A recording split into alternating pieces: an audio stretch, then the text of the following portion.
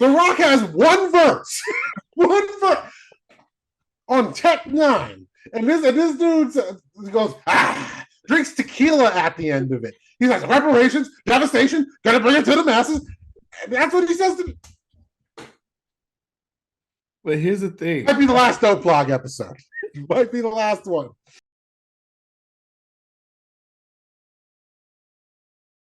Welcome back, ladies and gentlemen. I'm here with Charles Day. I'm the upper. That's the inside joke. Y'all not gonna get it. I'm the upper brother. Yeah, you want to know you're not gonna get it? This disrespectful motherfucker done said he heard a couple of my tracks, and this motherfucker twisted up his lips and said the first one, me like 20 years old, you sound like The Rock. Why you sound like The Rock rapping? Then strike two. The next track, like 2 years after that, he goes, now you sound like John Cena. And then before the mics turn on, Brett, the good guy, everyone thinks you're the good guy, goes, yeah, but you're not like on their level though. And yeah, that's all right, record. That's what Brett said to me. That was the prep talk, the prep meeting we had. We were having a nice conversation about Swagger Like Us, the track, and then Forever. And I was like, oh, I looked for Forever on my phone, only found my verse. And this asshole just like, I got to take him down a peg. He's too happy. He's talking about hip hop. He's in a good mood. Fuck him.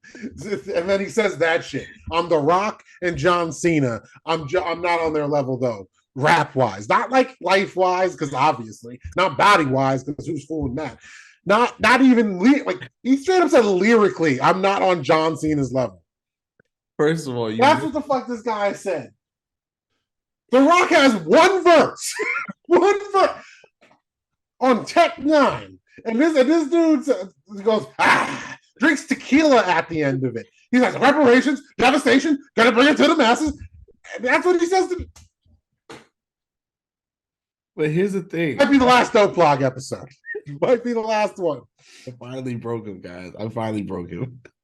But the funny thing is, I said they're not on your level lyrically. I said I couldn't hear what you were actually saying, but you sound like them. You're probably better than them lyrically, but you sound like them. That's see that double speak. I can't hear you, but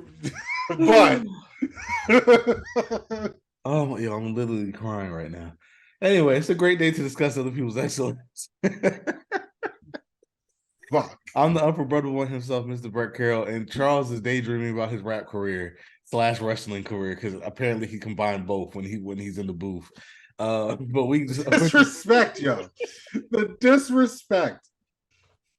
Well, we're just two guys that like BSing at work. Oh my god, wait, I got a headache. Wait a minute. Usually we take the summers off, but the NBA has two stories that we figured. But we didn't record enough this year, so we never still recorded. That too. We definitely don't have enough episodes this year. And plus the NBA has two stories that we thought like, you know what, let's try to do it now while they're still relevant and not wait till September like we usually do. So we put this off thinking something was going to happen with Dame, and it hasn't. So we're just saying, fuck it. Maybe with our luck doing this pod, then something's going to happen as soon as we're done. So either way, we will entertain ourselves until something happens. But spoiler, if you're listening to this and nothing's happened. Right. As of today, which is the 15th, by the way, happy anniversary, mom and dad. July 15th. Dame is still... After the carols. Thank you. Dame is still with the Portland Trailblazers, but we're going to get to that in a second. First, let's start with this in-season tournament. I know Charles is happy. There are a lot of fans that are happy. We're going to get into it because I know some people probably still don't understand everything going on with it because it's early and it's like the off season, so people probably aren't really paying attention to it right now anyway. They'll probably like look more into it as the season gets closer. But that's why we're here. That's why we're here. So we did the work, so you don't have to. Because, who says we BS at work? We do. But who says we always BS at work? So let's get it. All right, Adam Silver, you got your wish, buddy. Ever since this bald-headed, Skeletor-looking mother effer has become the commissioner, he has been hinting at this forever, and it's finally happened. He's always wanted it. This is his crowning achievement. It's like, like when presidents go into office, they always want to have something that they're remembered by, right?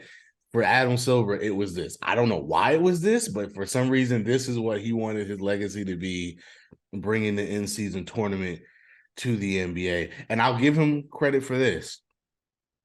It's still kind of far-fetched right now, but if 20, 30 years from now, this is like a cultural phenomenon and we're just used to it now and other leagues start doing it, this will be his legacy. So all jokes aside. Well, that's the catch, right? Like that's what I kind of knew. I was in a American minority in regard to this whole idea, and some of the people that are your only two sports or football or your main two sports are American football and the NBA, then yeah, this is super foreign to you. But as you know, I'm a very casual soccer fan. You know, I like MLS. I like the Well, matter Premier of League fact, in England. hold on, hold that thought because we're gonna get to that in a second. But that's the thing. It is weird that we have to kind of get used to this being a normal thing when the rest of the world has in-season tournaments in a All the much time. more popular sport. Right, and we'll get to that in a second because I purposely put that in a slide just to cue you in. But yeah, I think honestly, he used the leverage that the owners had. We've talked about this for like last couple of years.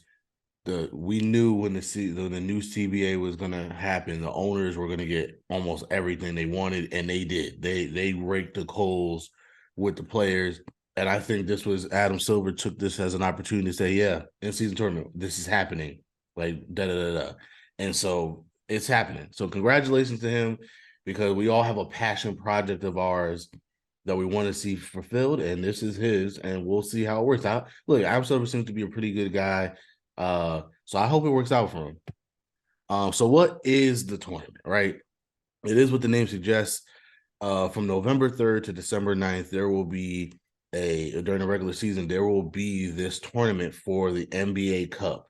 And if you watch international soccer and international basketball, and even MLB, as you said, they have these all the time. It's very new to us.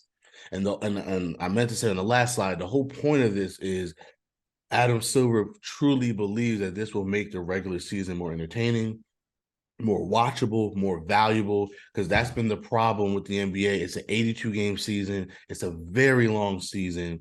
And there's just times where not just fans are disengaged. Like I think the ratings, I meant to put this in the slide, but it was late.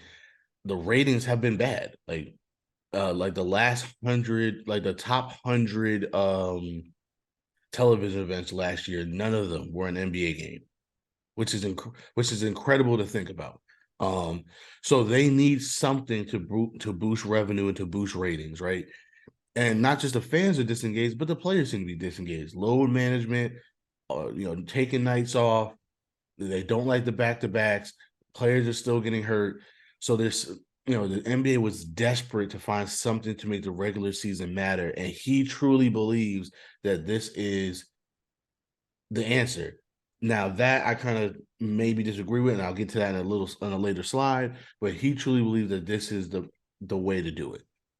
So yeah, if you want to go ahead and talk about how it works in other leagues, or at least the cultural importance of other leagues, so we'll get into how this is going to work in a second. But you know way more about this than I do in terms of like soccer and other basketball leagues. So why is it so big around the world? Like what is so important about these in-season tournaments? Well, especially over in Europe. I'll talk about MLS mainly just because, most people care about what we have here, right? But in international soccer, especially like particularly like England, I guess Germany to a certain extent, those are the only two ones I really know about. Spain, a tiny bit, very casual. But they all have in-season tournaments, more than one. And England, in particular, the Premier League is just the top tier. There's the Premier League, the Champions League. There's Division 3, 4, 5. Then like the sixth division is only semi-pro. Like for everyone that knows, Ryan Reynolds has a soccer team and owns a soccer team over in England or Wales. I mean, they were in the sixth division. They just came up to the fifth division, which is like the lowest tier on FIFA that you could play. Now, why is that important? Because all the teams that are domestic teams take place in these tournaments, which means you have chances of seeing Davids go up against Goliath in a real way. And sometimes they do. Sometimes they win. Sometimes they go on runs, a lot of promotion relegation. So it's just a tradition of that. As long as we've had baseball over here, they've been doing it over in Europe. So that's how normal and in the sports culture an in-season competition is. It's just like, okay, what is it for though? Because don't get it twisted. Some of these cups are like the English Cup. I forget what it's called because they get sponsored out and shit. But a couple of those cups are old, so like they have some value to it. Other ones are newer, and the fans are like, "What the fuck are we doing?" You know what I mean? Like, who cares? So there's both of that. In MLS, Major League Soccer, we have the CONCACAF Champions League, which is like all the teams from this side of the world in kind of like a big ass tournament. You have the Leagues Cup, which is Liga MX in Mexico and the MLS in a tournament. You have the U.S. Open Cup, which is all the MLS and then the next league down, whatever the U.S. Soccer League or whatever that the next one down is, and I think another third league, all sends teams to the U.S. Open Cup. So you can see a bunch of different American clubs in that in-season tournament. And you also have the Canadian Championship for the couple Canadian clubs that are the MLS that and obviously in Canada, but and MLS is younger than me and Brett are. So that's my point. It's only in America with MLB, the original American pastime, and the NFL who's king now, and now the NBA who's coming up like in our lifetime exponentially. It's very closed door, good old boy American capitalism. We only want to make money where we only make money. Why would we want, you would never see the Yankees in a tournament with your local minor league AA team. But in other parts of the world, that's just par for the course. There's a cup for those people because that's the reason why some of you guys are like, why the hell would you like a team that has no chance of winning the Premier League? Because they have the chance of winning other shit. Like it's just that simple. And so at the end of the day, when we're in the we're talking about the NBA Cup, we can get a better name than that. We have tons of great players we can just name this shit after. But anyway, the NBA Cup. Man, if like me and Brett are going to argue for eternity about being in basketball purgatory with the Nets, because for most of our lives we've been good enough, period, to make the playoffs, and that's not acceptable. With that being said, our outlook as a franchise will look incredibly different in 10 years, where if we have no superstars, but we've won 5 of these cups. Like now it's starting to stack up. Like, okay, so what's wrong that we can keep winning this over here, but come May, we're in this shitty of a situation. Things like that. Or a team like the Magic that's full of youth, wins 2 of these in a row, but loses in the play in both years. It's a completely situation now in the offseason when you're deciding what the direction is. You have more of a sample size about critical games, about air quotes, big game scenarios. Because, yeah, it might not be a big game yet, but I'm old enough to remember when nobody talked about Summer League. And now every offseason we talk about Summer League. Last time I checked, what does Summer League mean? But we all, if you like hoops, everybody just thought of a Summer League player that they're like, oh, yeah, remember that dude? Like, what happened to him? But we watch it. And Brett's right. It's not top 10 ratings-wise right now, but that's completely different end of the spectrum of what this can do for the NBA, in my opinion, during the regular season, especially when it comes to ratings. Do I think it's going to be top 10 in ratings? No, if it is, holy shit. You know what I mean? Like what Brett said. Like, if this hits a ratings, like, if this is a ratings hit or just steals like a top 5 spot in a certain, because their whole quarters are different than what we are used to. So if they're just a minor success, this is here forever. Yeah, no, absolutely, I get it. The only thing I fear is, well, one, my prediction is they'll call this the LeBron Cup because they haven't. In a few years, not to be disrespectful, but they're naming all their trophies, to your point, after legends, and I think one of the reasons why they haven't named one about LeBron is because that looks weird if he's still playing and they have a trophy named after him. So I think the fact that they didn't automatically name this after somebody when they've been naming everything after people, I think they're going to wait for him to retire, then they'll call this the LeBron Cup or whatever, or the LeBron Trophy or whatever. There's a bunch of opportunities for who you could name this after. I forget. I don't remember every trophy, so I don't want to start naming people, and you're like, oh, that's this trophy, because I don't remember every trophy. I know the Larry O'Brien trophy, and we just started calling the MVP the Jordan chip. So Yeah, like, but that's what I'm saying. I think Eastern Conference MVP is Larry Bird. I no, think but yeah, but that's cool. I know that. I'm just saying, like, like we could. There's a bunch of people between the '50s to now that we wouldn't be mad if this cup was named after them. You know what I mean? So LeBron wouldn't surprise me. But like, I'm just trying to think. What I'm not even disagreeing. I'm just trying to think that, like, what if they can call it the Kobe Cup? Like, it could call it the Kobe Cup. I think the All Star MVP is named after Kobe. ain't nobody. Okay, what, like, again, if ratings wise, what's bigger, an in-season tournament with all the teams or the All-Star game? Kobe Cup. I Like, mean, no, you're right. I guess my point is, I'm pretty sure every like major legend has a trophy named after them at some point already. LeBron's the only one. Maybe I'm pretty sure Kareem has one too. I can't remember what it would be though. But that's my point. It's if LeBron's the only one left, I have a feeling that's why, because they would have named it after somebody already. well, he's not the only one. This could be named after a coach. True. Like the only reason Greg Popovich doesn't have an award yet is because he's still going. That's true. It could be named after coach. But yeah, yeah. All right. So the only thing I also wanted to say about that is I just fear, because you made a good point about, like, what if the Nets are, cause the team that we have now, you're right. We could, especially the format, and we'll get to that in just a second. You could win something like this, right? I just don't see American fans ever taking this seriously as like a championship, right? Because I know over there it's big. Over there, Well, it's not a championship though. That's the thing. Like, let me be clear: they're not equal to winning. Like, I'll just say in England, because most people know what the Premier League is.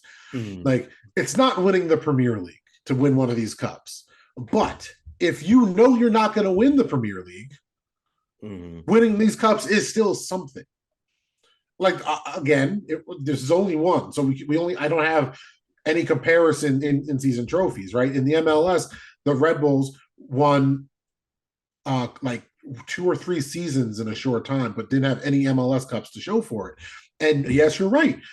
The New York Red Bull fan is upset because we don't have the trophy we want. But at the same time, I can look back on that era as a fan and be like, yo, that shit was awesome. Bradley Wright Phillips was killing it. We were one of the best teams in the league. You have something to hang your hat on that isn't just a loss in the playoffs. that's true. I guess my point is some people still make fun of the Lakers for winning in the bubble. You know what I mean? So it's like if we don't even take certain championships seriously, Yeah, but that's only because it's LeBron. That's the irony of calling. That's why I rolled my eyes when you said name this after LeBron, because I'm like, that'd be so appropriate, because the same fans that perfect, the same fans that have the nerve to be like, oh, it's not a real championship because look at the conditions they were in. You mean the whole world? Like, I feel like that's such a you live at home with your mom argument. Like, you may not, maybe you're paying all your own bills, but like, I don't understand how you're going to put asterisks next to those championships like they cheated or something. They didn't. We were all no, going through it no, together. I get it. I guess my point is we find reasons And to. it's only because it's LeBron. Let's be real. If the Suns won that and it was just Devin Booker and the Suns, there'd be a lot less hate. I think I that was think there'd be less hate, bro. I I think it'd think be I mostly think that was a LeBron. bad example, but I get what you're saying. But the point is, we as Wasn't Americans, it? Weren't they in the final? That was when they went on the run, right? The bubble. I'm not losing my mind, right? yes, they went crazy, but I think Okay, thank you. Like, I was like, I but they picked but them I think because they like, lost. But I think they lost in the first round of playoffs that year. yeah, but they were killing it in the bubble. Yeah, I'm they were trying like to. they were undefeated in like the actual bubble play, but once they got to play, they lost. But I guess my point is, as Americans, we find reasons to put asterisks on regular championships. I can't see. Again, I hope I'm wrong because It's I a mix though, because like as Americans, we don't. There's people that will never watch the MLS because it's not the best league in the world. Like, yeah, that's insane, because those same types of fans, literally the same fan, like you have somebody that's your friend in your head, like I do, right? That same person that says that about the MLS, like, I can't get into it because the MLS is like, whatever league in the world. They'll watch like 3 different versions of our football, right? Because they'll be like, oh, I was watching the USFL, I was watching college football. I'm gonna take my kid to an arena football game. So there's different levels of success. I think if you're going to measure this as a championship, yes, it's always going to fall short. But if I'm taking it as what it is. Like that's what I think the problem is. Us as American fans, we see a trophy and we're like, Right. oh, now we're getting participation trophies for the season, or it's a completely separate competition you could win. You know what I mean? Like that's what I don't understand, because the whole participation trophy culture that we've heard on sports radio, people calling up, oh, it's meaningless, it's just a money grab. Did you all play sports? Was it only the regular season, or did you have your school team, your rec team, your traveling team? You know what I mean? Like were all these meaningless to you, or did you just they just rank differently on how much you care? That's true. That's true. Because I actually have trophies, guys. I did play sports. like I don't look at all my trophies like, well, I completely, f this one, because it wasn't the full league trophy. No, man, that was a cool tournament. I'm happy we won it. No, exactly. That's true. That's very true. I just think it's going to be a complete culture. It's going to challenge American sports culture. I agree with you on that. So we'll see. So let's get into how it actually works. So teams will be split into money. Oh, sorry. Right. Teams will be split into 6 separate groups based on last year's records. 3 groups in the Eastern Conference and 3 in the Western Conference. Teams in each group will play 4 designated games. The team with the best record will move on to the knockout round. There will be 2 wild card teams based on the best teams that don't win their group. The knockout round starts December 4th and will be single elimination for the teams left. The winners of the first 2 rounds go to Las Vegas on December 7th for the semifinals, and the championship game will be on December 9th, also in Vegas. The winning team gets $500K apiece. I believe the second place team gets $250, and I believe whoever comes in third gets like $100K. You want to know else why this frustrates me that people are hating on this? I'm showing my bias, guys. I like, it's okay if you're not excited about this, but the people that, it's not that you're not excited. The people that were like angry the day this was announced, it's like, what are you mad at? Like you know what I mean? Like, because if this was a N1 tournament, keep it real. This was a street ball tournament with these payouts, and the finals were in Vegas, and we would get to watch it on FS1 or ESPN Plus or one of these places, right? Or Peacock, whatever. I don't know where there would be no hate. We as a fan base, the hoops, zeitgeist in America, we watch the big 3, no problem. You know what I mean? Like I just don't get the pros playing more professional basketball. The best league in the world is going to be putting on games that are regular season with a little plus sign next to it. It's change. People don't like change, and it's different. Oh yeah, but if this was football, dude. If this was football, the same people that are like change is scary would be like, yeah, more football. You know what I mean? Like, that's true. I mean, I that's one of my biggest wishes in life, that football was the type of sport that you could just play all the time, where we could have more tournaments. Could you imagine an awesome in-season tournament? Think about this. Yeah, I mean, even college football. Like, I wish we could have like a March Madness tournament. Like, instead of all the bowl games, like if we could have like a March Madness tournament for football, that every couple of days. You want to talk about ratings? Oh my god, bro! Imagine a World Cup or a tournament, either one, because they're both work for American football. So you have the NFL teams, the USFL teams, and certain college teams that qualified all in this huge ass tournament that takes place over 3 months. Yeah. Oh yeah, no, we don't want more sports. This isn't a Super Bowl. Like that's how y'all sound. That's how y'all sound. Like it sounds insane, because imagine, I can't do a good British accent, so I'm not going to try. But imagine somebody being like, it's not the Premier League. Who cares about the World Cup? Shut the fuck up. Like, don't watch. like who cares? It's not the Premier League. I don't care about the Carabao Cup. I don't care. You're watching La Liga in Spain. You don't care about the King's Cup. And it's not called that. It's called the Copa del Rey. But that means King's Cup. Cup of the King. I don't hear people complaining about winning. See, this is the Game of Thrones fan coming out of him, because he likes tournaments. He would definitely be that guy back in the day that's like, well, why don't we just have a tournament? Fuck them all. We'll just have another tournament. Oh, bro, you already know. My pop showed me how to box at a young age. I'd be in those tournaments. I'd be like, trial by combat. I don't feel like arguing. Trial by combat. No. Trial by combat. like y'all think it's sweet. Trial by combat. So here are the groups. In the East Group A, we have the Sixers, Cavaliers, Hawks, Pacers, and Pistons. In East Group B, we have the East Group A. Wow, yeah, that's true. Bucks, Knicks, Heat, Wizards, Hornets.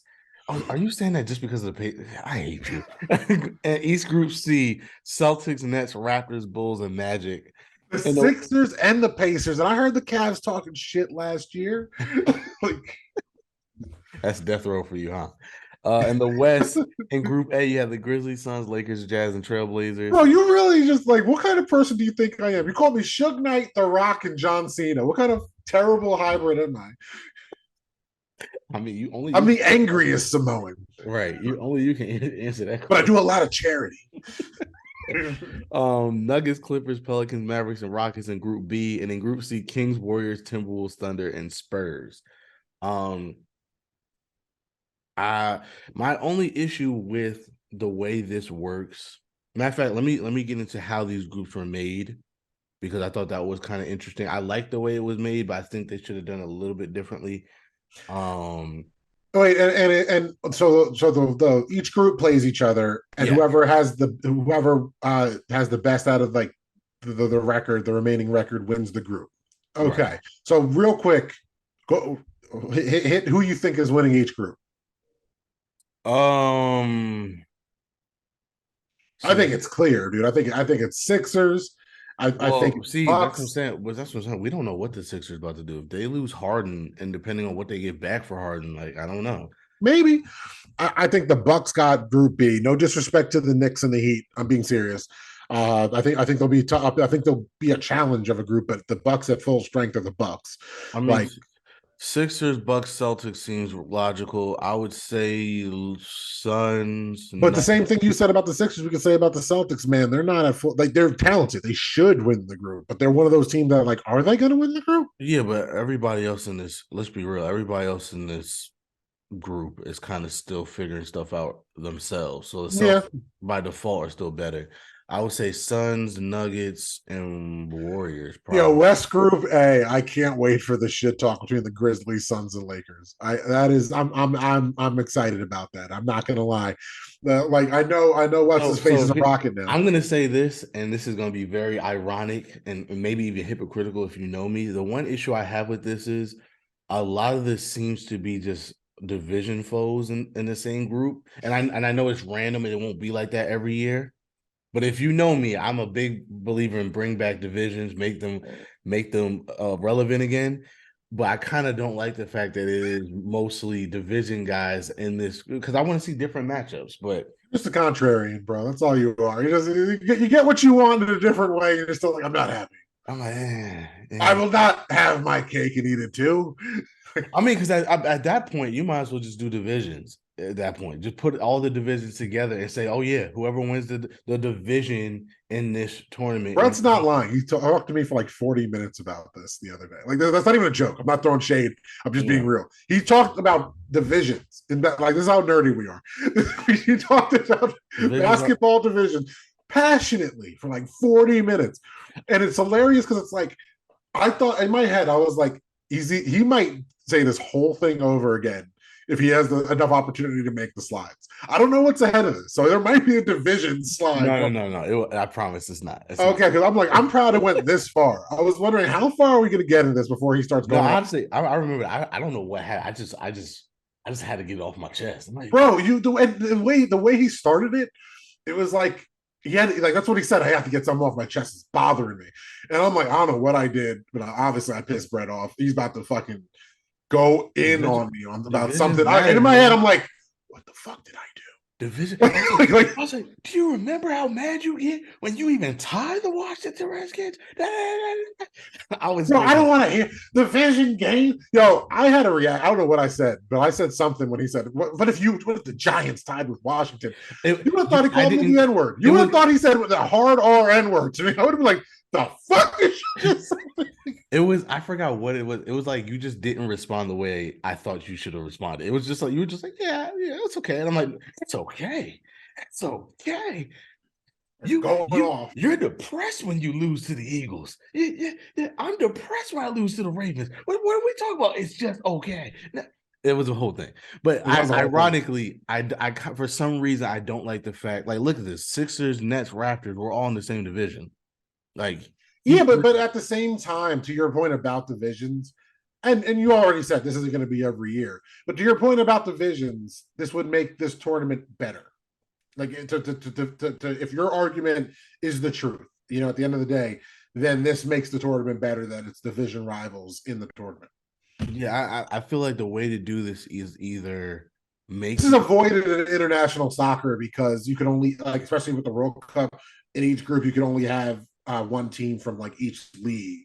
So the way Brett would say to avoid this is no group can have more than two teams from the same division.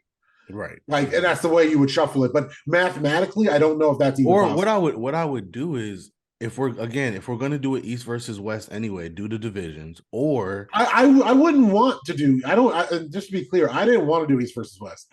I thought that's my point. Or do because that's another thing. Fans have been saying for a long time with the playoffs, you should do 1 through 16. And you even said that the other day when we talked about this. This would be a great way to experiment with that. Do this basically 1 through 16. Like so I'll get to the pots because it'll be easier to explain once they show like how these teams were picked. But I would either say if you're going to do East versus West, make it a division thing anyway to solidify a division rivalry. But two, or do it where all six are just random teams from East and West, and make it more fun that way. Because they're regular season games anyway, so it'll be still easier to plan West Coast road trips and stuff like that if you're going to do it like this regardless. So here's how the groups are formed. So the groups are formed based on last year's regular season records and standings. Teams are placed into 5 pots, and a team from each pot is randomly selected and placed in a group. So each group has one team from each pot. So pot 1 are teams that finish 1st through 3rd. Pot 2 are teams finish 4 through 6. Pot 3, 7 through 9. Pot 4, 10 through 12. And pot 5, 13 through 15. So again, if you wanted to do an East all encompassing thing, you can still do this formula and just have it where it's like, hey, top teams from the West, a top team from the West with a top team in the East and stuff like that, and really play around with it. And I think that would have been fun. And again, because it's the regular season, you could have easily just made the schedule work out so that these teams play each other because they're doing that now anyway with this in-season tournament. So just for people that because normally when they were saying on TV, they just said, oh, they're randomly selected, but they didn't explain how they're randomly selected. So this is thing. I kind of like this. It gives you a mix of teams.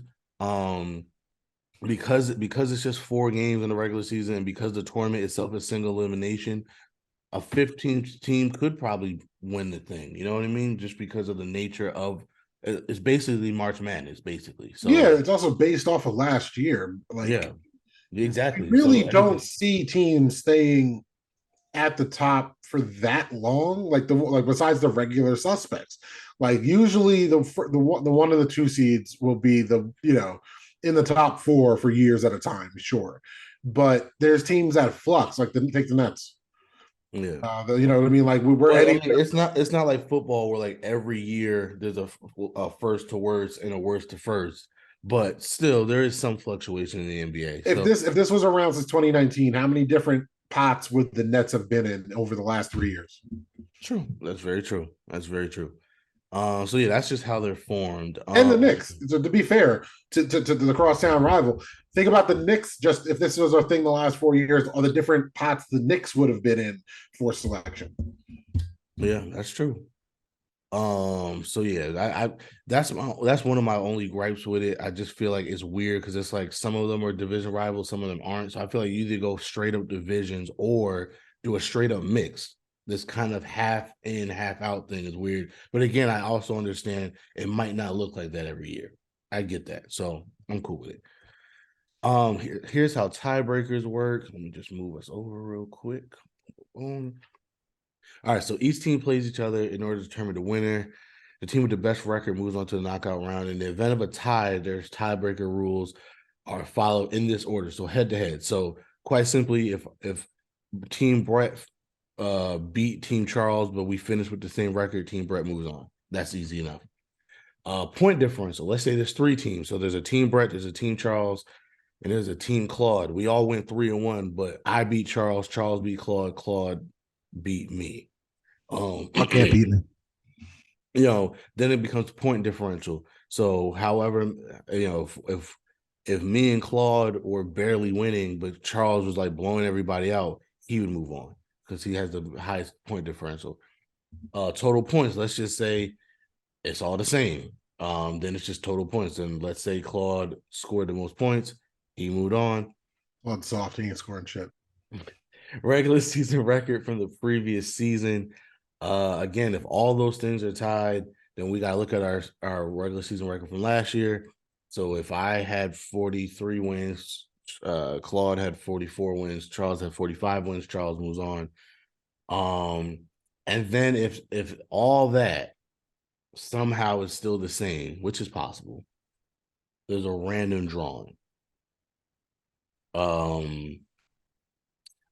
That's another problem I have. Again, I guess I know that would be extremely, extremely rare. We probably will never see it, but I don't like the random drawing.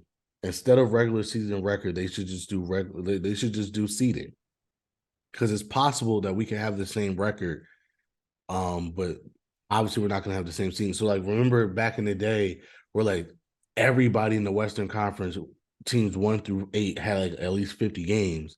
I don't think, there's still a random draw. If there's a random drawing because there's still a tie after head-to-head, potential point differential, total points scored, and regular season. It'll probably never. Like, that's almost a mathematical. That's so improbable that all those numbers will equal the same thing. True, but my thing is, I feel like you're flirting with controversy by even putting that in there. I think the last one, instead of regular season record, it should just be seeding, because you can have But they already have that from last year and the current record. You know what I mean? Like, that's. Yeah, but so remember, you can have the same record. Like, it happens in the Western Conference all the time. I guess, but it's that you're so past. You're so equal at that point. It's like whatever. The fans are going to be pissed regardless.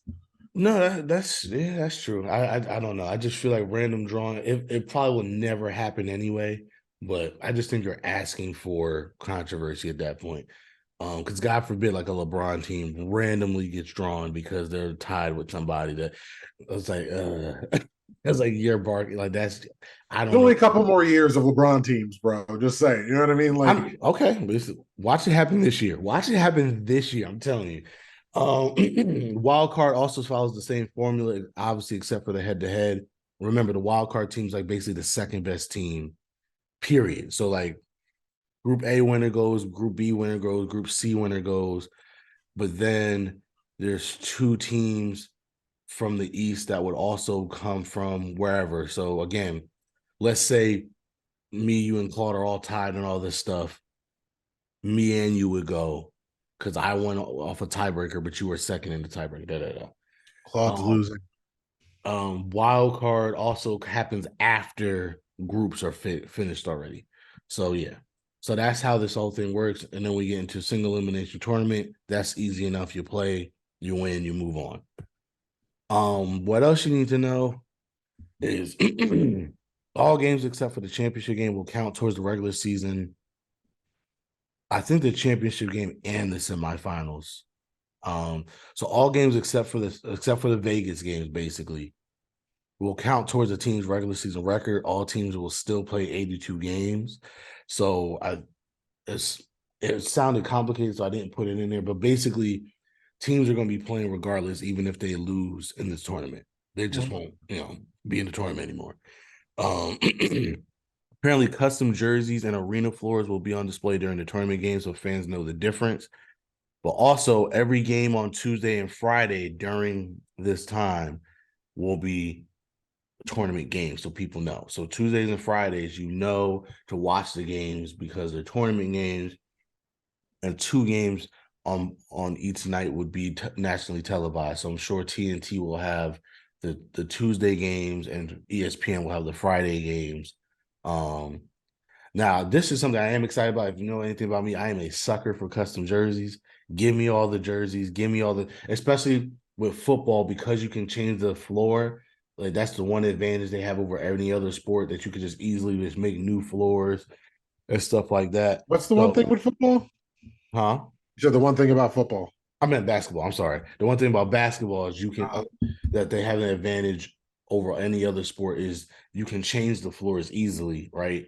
Um, Football kind of, they can spray paint the field differently, but just that ability to just make a custom wood floor for these games, I think will be fun. I'm a sucker for that. What they really need to do is bring back Christmas jerseys. You know what I mean? Like I'm cool for all this stuff. I am a sucker for custom jerseys. I'm not gonna buy them, but I just like Many of them are ugly as hell. I'm good. some of them were ugly, some of them were cool. I mean, it's funny. If I was rich, that would probably be my weird thing that I buy is just custom jerseys. Most of those Christmas jerseys were trash.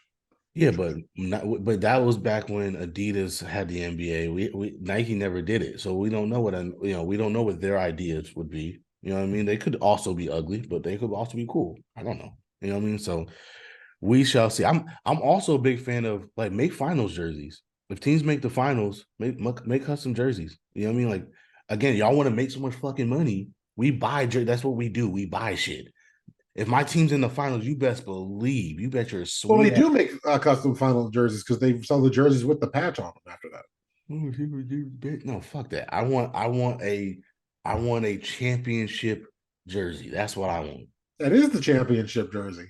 That's a jersey with a patch. I don't want that. I want a championship jersey. That's what I want. That's what I want.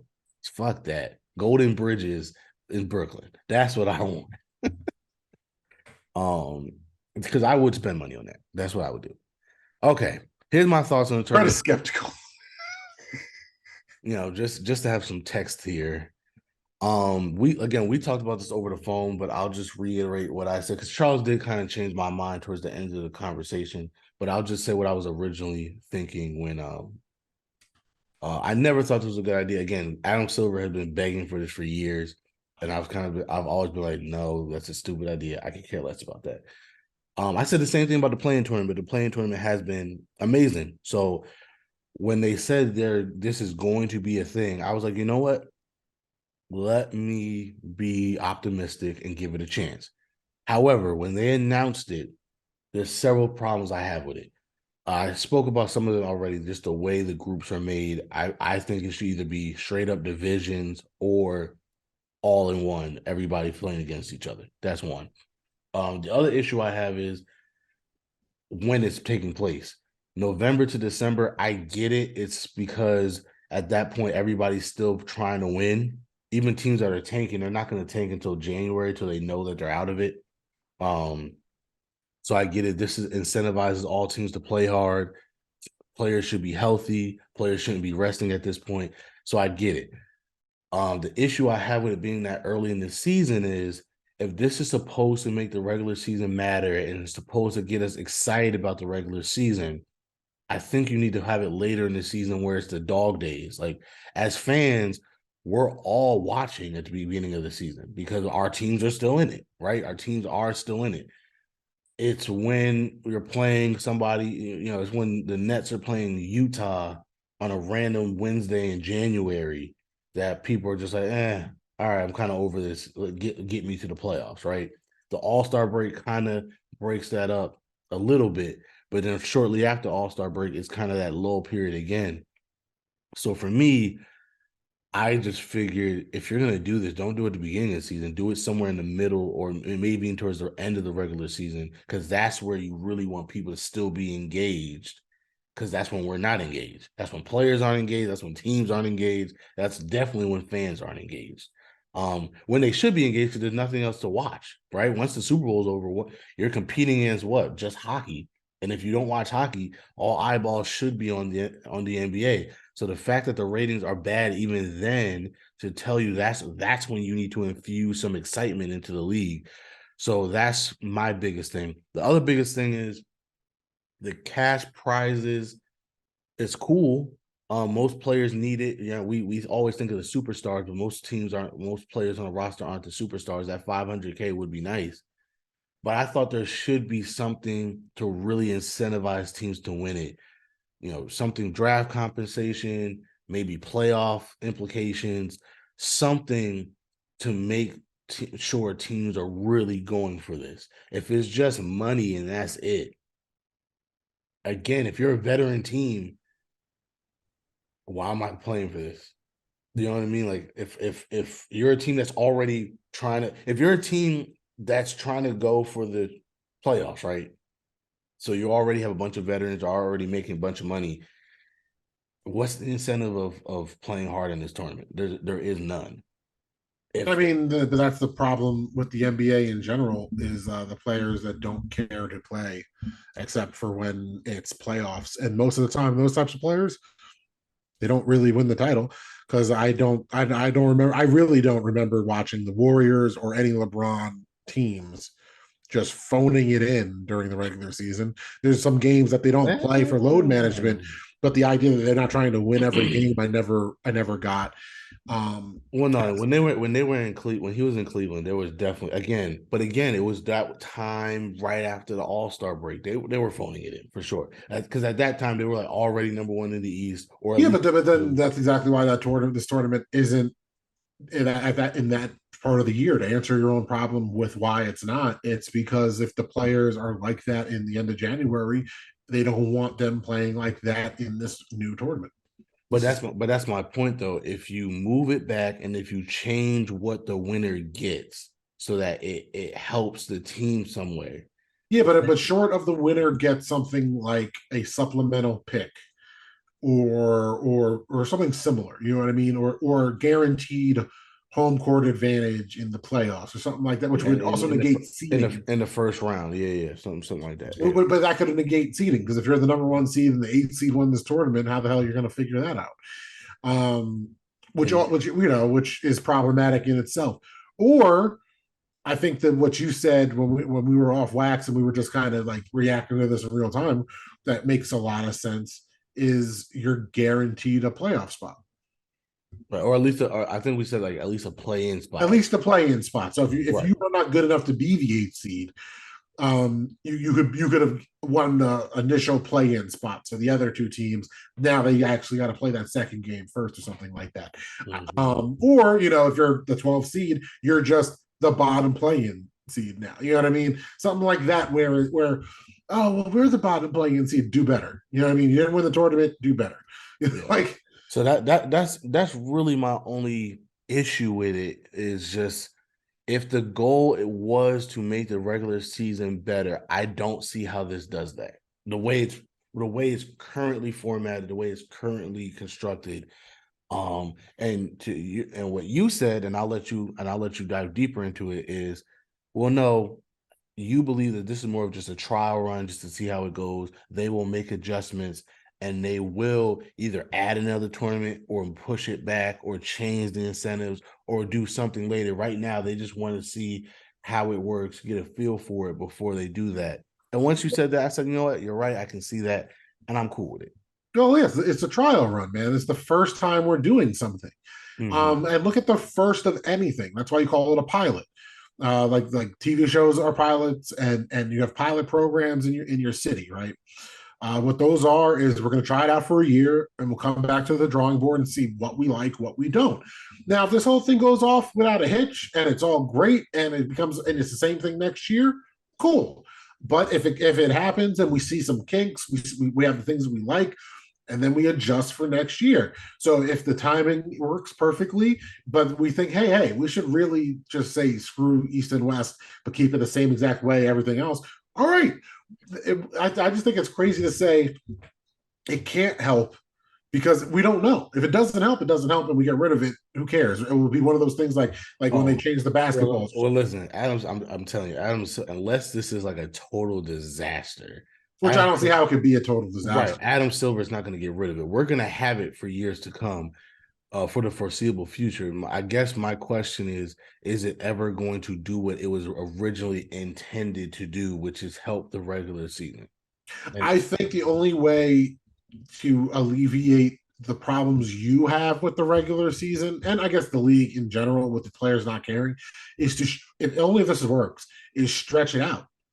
so that more of the regular season games are taken up by said tournament, um, thus making the tournament more meaningful and kind of having it be the regular season trophy in a way, more so that, but then there'll be fans complaining, oh, they know what the playoffs is for. Sure.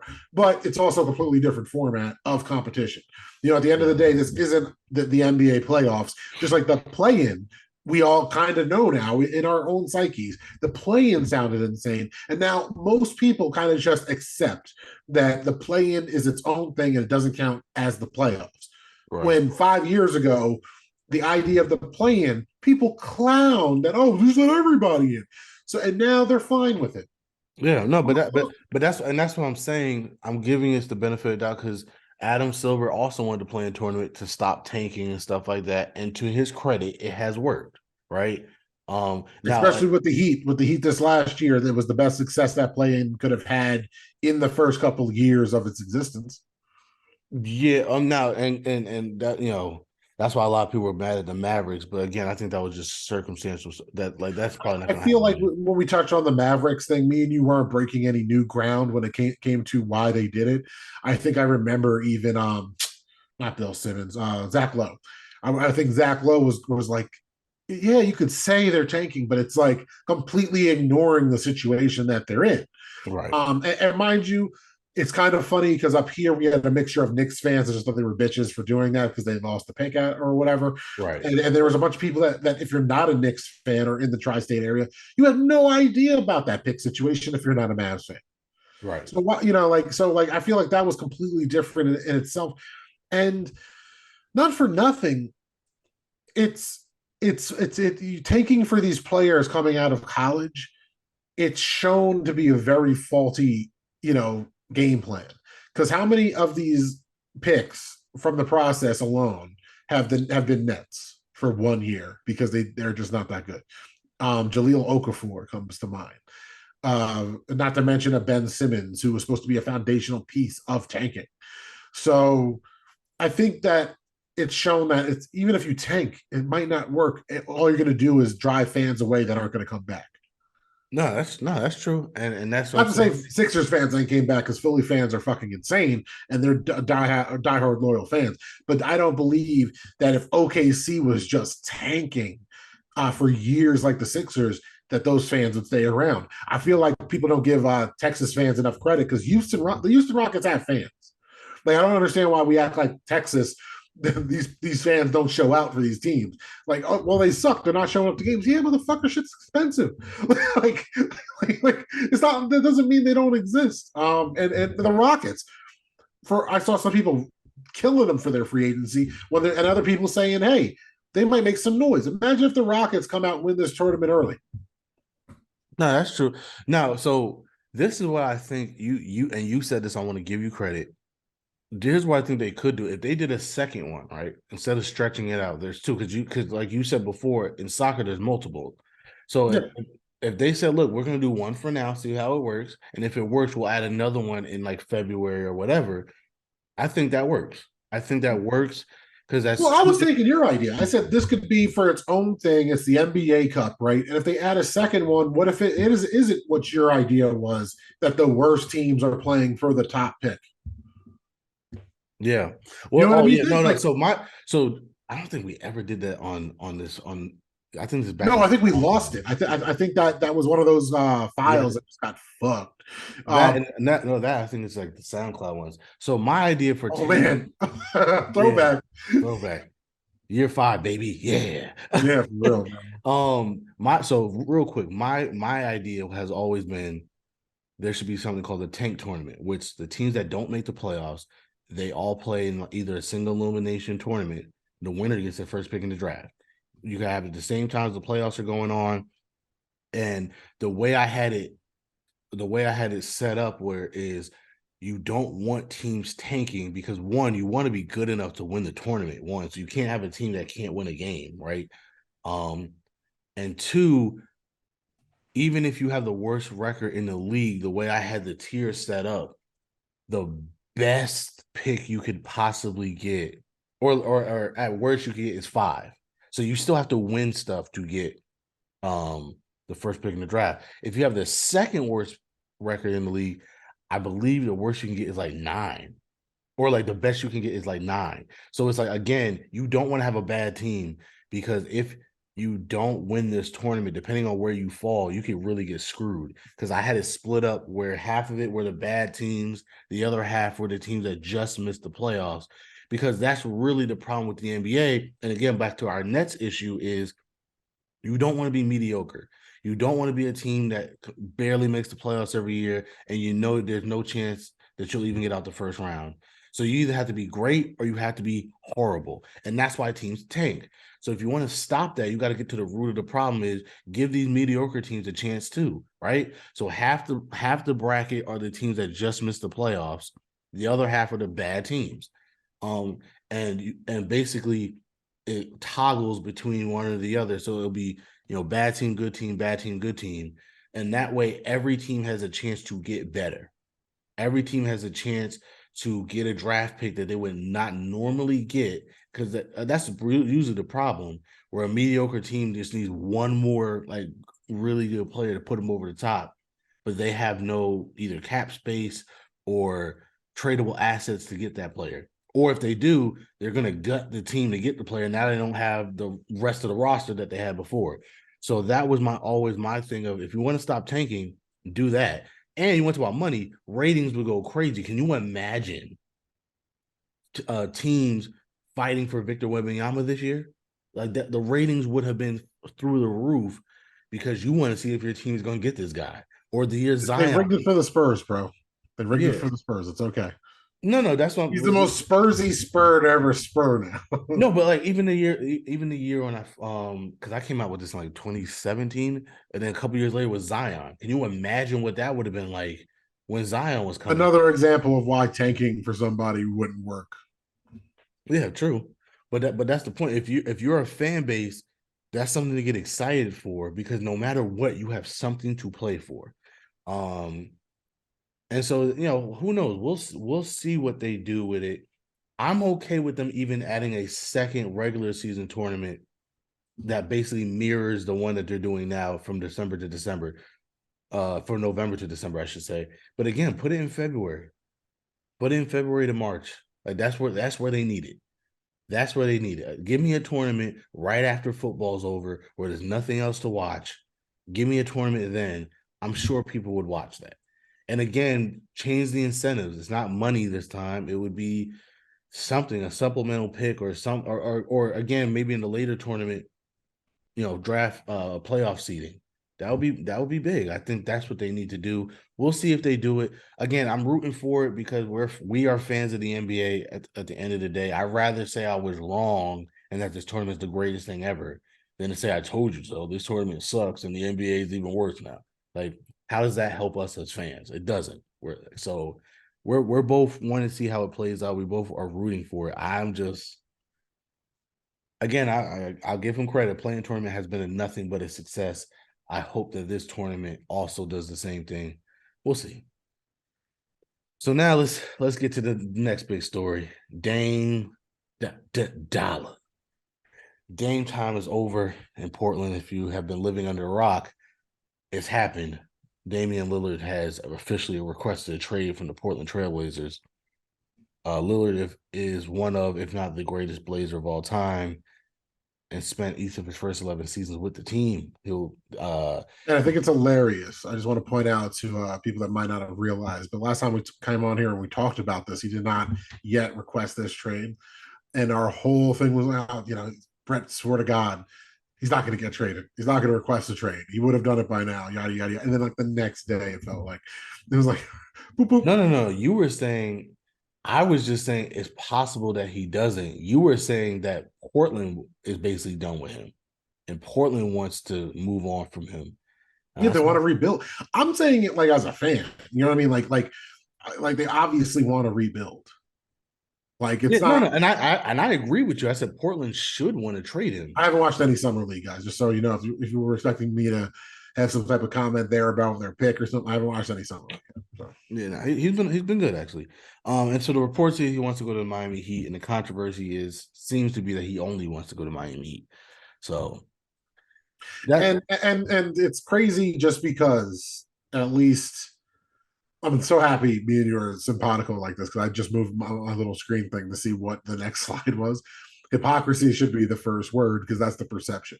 Now, me and you might differ here about on if he's being hypocritical or how he's being hypocritical, but I do think it's insane because he's one of these dudes now that the perception of him has just flipped. And mind you, I don't think it's necessarily fair either way because like there's the mechanisms to get what you want in professional sports, specifically the NBA, mixed with how is he not still that good soldier that so many of these old school fans want to be a lifer and all this other stuff. If I could see the Blazers wanted to move on, what the hell was he feeling behind the scenes? mm-hmm. So that's all I want to throw out there because like I know we're going to get into this is out of character for him, but 11 years and constantly saying you want to be a lifer and the job Portland's done with the type of player he is. Like I think they fucked up when they traded McCollum. If I'm keeping it 100, I think that was. You thought you should have kept him. Yeah, I think that's when the Blazers, at least, correct me if I'm wrong, but that wasn't that like the peak of Dame's Blazers. No, it was. It was. They could have kept building around Well, them. all right. Well, let me read this because I do want you to get back into that. That's interesting. Okay. So the problem is Dame has always been adamant about respecting the grind and being loyal and not joining super teams to win the title. Even though most fans wanted him to leave Portland years ago, and some fans seem very happy that he's finally leaving, a lot of people have an issue with how this is happening. Again, him only wanting to go to one team is the issue. That one team was just in the finals. That one team has 2 stars on it already, so it would definitely be considered a super team if he were to join them. So that's kind of the problem people have. It's not the fact that you want to leave, it's the fact that you kind of completely, kind of did a heel turn and basically, no, I only want to go to the team that's been to the finals twice in the last 4 years and was in the conference finals the year before. And I know for a fact if I'm on that team, I put them over the edge because they've been to the finals twice in the last couple of years and was the number 1 seed last year and went to game 7 of the finals. When he's been sneak dissing everybody that's been joining super teams his whole career. So it's like the fact that it's like, yo, we said leave. We didn't say pull a KD to the Warriors. Like, my God. Like, you know what I mean? So that's been the thing. So also there is the perception, yes, you've given your heart and soul to the Blazers. Yes, you could be arguably the greatest Blazer ever, but that doesn't mean they owe you shit in regard Charles, I love when you do that. That's the next slide. Hold that thought. Hold that thought. So, because that the way, this is the Dame side of it, and then we're gonna get to the Portland side of it, right? I swear to God, people are gonna start thinking we're faking that I'm doing that. No. So here's my thing. As you know, people don't know, but as you know, I wanted to do a pod on Dame months ago, months. It wasn't just about Dame. It was about a bunch of people, and I forgot who else. I think it was Spencer Dinwiddie. Oh yeah, this is real, dude. Like this is like there was a segment that I wanted to call. I don't want to hear that from you. Right. Bro, he just wanted to talk shit. Like let's be real. If we were making hip hop, you just wanted to diss people. It was unprompted. That's what you wanted to do. That's literally what you wanted. It was a bunch of players. It's just a commentary. It's not diss. It's just a commentary. You're that brother right now. No, because here's the thing. There was a bunch of players saying a bunch of stuff that's like, yeah, you're right, but please stop saying it because coming from you, it doesn't make sense, right? One of the things with Damian Lillard once again going on a podcast and this is way before he even suggested he wanted to get traded. He was still talking about loyalty and all this other stuff. And he was once again just quadrupling down. Oh, I did it the right way. I ain't want to go to super team. I want to stay. I'm loyal. And it got to, and I was just getting tired of it because it gets to a point where it sounds like you're whining. It sounds like it's like, I want you to treat me like a champion, even though I'm not a champion, because I had a championship mindset. It's like, bro, that's not how that works. You're either a champion or you're not. We all respect the fact that you stayed in Portland. We all respect that you wanted to make it work. We all respect that we believe that you love that fan base, you love the organization. You're loyal, you're 10 toes down. We get it, bro. Stop. Because you're sounding like a whiny baby. It's like, yo, don't treat me like Charles Barkley, bro. I didn't chase the ring, but it just sounded like, again, it would sound like you were saying, "Oh, address me as champion, even though I'm not a champion." No, that's not how this works, guys. You're either champion or or you're or not. or or just respect me, don't criticize me. Right. And it's like, and it's all and he was also coming as if like we don't think of him as a great player. I said, bro, you made the top 75 team. Nobody thinks you're not a great player. Like, I mean, Yeah, the only arguments were, did he deserve to make it over guys who won? yeah, That's it. That wasn't, it wasn't that he deserved to make it on his own merits. It was, there's guys with more accolades than him that didn't make it. So how is he making it? Not that like, that's the craziest part to me too, is that, dude, you're that's like one of the only things that we can actually say about you is that you were on the top 75 list. So the idea that you should just get traded for nothing to the team that you're well, not that, but demanding. that's what I'm saying. He wasn't even talking about getting traded back then. He was still doubling down. Oh, I want to stay in Portland. I'm doing it the right way. Y'all better remember me in history. Like, bro, like nobody, like, bro, okay, you want a medal because you stayed somewhere? Like you got paid a lot of money to stay somewhere too. Like, let's not act like you Yeah, were. dude's gonna be making like $60 million next year or something like Yeah, that. it's like let's not act like you were living paycheck to paycheck just to prove your loyalty here. Like, relax. And he wasn't. It's not like the Blazers have just supplied scrubs either. Like again, No, I brought up McCollum for a reason. no, again, like they tried. Again, I would argue they could have done better, but they They tried. could have done way better. But But okay, that's so the again, if but he's that's the saying this point. publicly, if he's saying publicly, "Oh, I did it the right way," yada yada yada yada, who's to say that 6 years ago? Like, let's go back, like halfway through this, he was like, "No, don't go out and get the KD or something like that. Like, don't make the offer. He wants to go to the Warriors, or something like that. Who cares?" We don't know what behind the scenes shit was going on because the story that The comes. only reason why I disagree with that is because I know for a fact his thing is I'm not going to join the super team. If people want to come here and join me, cool. But I'm not going to be. He wanted to be D Wade, right? He's like he wanted to say, look, you can't say I joined the super team. The super team came to me. The difference is you're in Portland. That was never going to happen, right? Yeah, there's a big difference in between Miami and Portland. Not to mention Portland, after the civil unrest here we've had the last 3 years in that area of the country. So it's not like it's like, oh yeah, I totally want to go to Hipster Haven. Yeah, like so Like, at the end of no, the day, no disrespect, Portland. I'm the type that would probably live there, but but it's one of those things where it's like, you're not D Wade. One, two, that's not an insult, and three, you don't play for Miami. yeah, it's one of those things where again, I had a problem with him back then because it's just like, dude, like we get it, man. Please, like you sound like look at me, please don't forget me. It's like, yo, dude, at the end of the day, if you don't win a championship, you run the risk of being forgotten. That's just how it works. And if you wanted to win the championship that bad, then maybe you shouldn't have stayed in Portland. If being loyal was more important to you, then you did the right thing. Either way, there's like you can't have your cake and eat it too. Either be the loyal guy and be at peace with that, or go win a championship and be at peace with that. But you can't do this thing where you want to have both. Where it's like, no, I want you to love me as I'm a champion, but I never won a championship. That's not how that works. That is No, no, not how that works. and now it's even worse because if you do remember him having that attitude towards super teams, you're the hypocrite now because you're the third wheel of a super team. You're the last piece. You're the guy that demanded the trade to make it a super team. You're not the guy that left the free agency. And see Again, here, because again, LeBron gets villainized for filling contracts and looking for a better situation. He's never once been like, I demand a trade.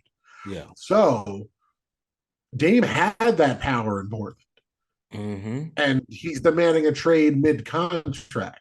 Right. Not only is he demanding a trade, he's not demanding a trade like Brooklyn's the main piece where he wants to prove it in another place with superstars that aren't established yet. He's trying to go to Jimmy Butler, a very established superstar basketball player, Olympian, right? Yeah, he's the Team USA'd out. Like, he's a very established baller. Yeah. And not only And, that, and Pat Riley and the Miami Heat and a team that's constantly in competition for the Eastern Conference, regardless of what their again, roster. they've been in the finals 2 of the last 4 years. They were in games. They were a shot away from being in the finals last year. I mean, come on. So that's the now. Granted, you know me. If I was Damian Lillard, I might have done the same thing. Like, yo, I've been loyal. I've done all this. Screw it. If I'm gonna leave anyway, yeah, put me on a team where I know I can win a championship. Screw it. Like, you know what I mean? Like, so I get where a lot of people are saying, well, you're a hypocrite because you weren't really about the grind. You were you da da da da. I was like, well, hold on. He is in his 30s. You know what I mean? It's like he's 25. He did pay his dues. I'm not mad at him for saying no. If I am going to leave, if this is what I have to do, then screw it. Let me go win the championship. That's the only reason why I even want to leave in the first place. If I'm not going to win a championship, I would just stay in Portland. So a part of me doesn't have a problem with that. But again, and I said this for years now, he's going to regret doubling and tripling and quadrupling and quintupling and just doubling down over and over and over again about this loyalty crap and about this super team crap. And he did it again this year. He did it again this year. Every time he has a microphone in his face, he keeps talking about it. It's like, bro, we get it. Stop talking about it because you never know that you might be in a position where you have to go leave and you don't want to look like a hypocrite. That was the problem with KD. They pulled up his old tweets. It was like, oh, everybody's going to the Lakers and the Heat. Nobody want to grind no more. Da, da, da, da. And they threw that in his face. And that was years ago. And he only said it once or twice on Twitter. And people still threw that in his face. You've said it a million freaking times when it's like, bro, we get it. We get it. Stop saying it. Because again, we all knew that this day was going to come eventually. So now you look like a flaming hypocrite because you're doing it. And again, I'm not even mad at him for doing it the way he did it because I would probably do the same thing too. They're like, yo, I paid my dues. I did everything I could. If I'm going to leave, I just want to go where I'm going to be happy, where I'm going to be successful, where I can win the championship. So I don't have a problem with it personally, but that's the problem. He put himself in this position, and somebody told me this years ago, and it was funny because they brought up Dame, and they said the problem with these players today is they become these characters for a brand. Like they become this persona of somebody because that's their brand. In a world where everybody's a superstar and social media, you got to stand out somehow. Dame's character is the loyalist. And so he told me this years ago. I said, bro, he's gonna say this to the day he retires because he has to. That's his brand now, and he can't escape it. And so here it is. Now your brand is about to get burned to shreds because now you look like a hypocrite. And and I'm saying this as a cautionary tale for anybody doing anything in life. Like, dude, don't put yourself in a box by becoming a caricature of Yeah, whatever you're doing. because again, he's not saying Brett is not saying loyalty is bad or being vocal about your loyalty is bad. But when you're saying you're above something, and a lot of the time it has to do with age, uh, words come back to haunt you, man. Yeah. Like I'm saying that as a regular asshole that has a podcast. Like I have nothing, I have nothing and everything to lose over nothing. You know what I mean? Like I'm not. I can lose my job and no one would care. No one's gonna cry like they would if Dame doesn't get traded to Miami and people act like he's being held captive, making $60 million a year. Like this dude isn't like the crazy part to me is yes, you've been loyal for 11 years. Everyone here knows I'm pro worker, pro union, all that stuff. You're the one not honoring the contract right now. You're not. You don't get to be the moral high ground guy. You're not the victim here. They didn't do you wrong. You requested the trade just because you guys haven't won. So what Brett is saying is a completely valid criticism on Dame Lillard right now. That people just don't want to grind no more attitude. That's you deserve all that shit. You deserve everything that you threw into the universe at the person that you are now. Like you don't get to run from that. You have to eat it. You have to get humble pie, eat the crow, so on and so forth. We're here now. Yeah, because that's another thing. He's tweeting like, "Oh, how am I the bad guy? Did I mislead y'all?" I said no, but again, you want to be on your high horse for 11 years. If you would have shut the hell up 5 years ago, nobody would say nothing, right? If he didn't have like you this year wanting to say like yo enough, like again it's a paper trail, bro. Like it's the same reason what we were fucking going in on Kai 2-3 episodes ago. Like if he didn't have all these other tweets, all this fucking noise, and just was the type of player that's like Kawhi, shut up and play basketball type, then most people wouldn't even have an opinion either way of a lot of the different things that are in your past. But if you're going to be vocal and you want the praise during the highs, you You're gonna can't be just say stupid. shut up during the lows. And the funny thing is, again, like you said, it's really the I'm above this stuff. If you just say, "Hey, listen, I they drafted me, I love it here, I really want to win here," cool, Oh, cool. bro, dude, I don't feel like going. But the fact that you kept sneak dissing everybody about them joining up to win and they don't respect the grind and everything, that's the part that now you look like a freaking idiot because look at you. You're literally running to the team that just was in the finals. Like, Bro, I sat on here and vented and aired out my grievances with Kai and KD talking down to us, the collective us, both players and fans, like they're the smartest guys in the room, and then they want to play stupid. You can't do both. Same goes for Dame here. It's yeah, keeping the same energy. Like you can't have your cake and eat it too, you bro. can't be like I'm above all this, and then when you're doing it, and people are like, "Hey, you're kind of contradicting yourself."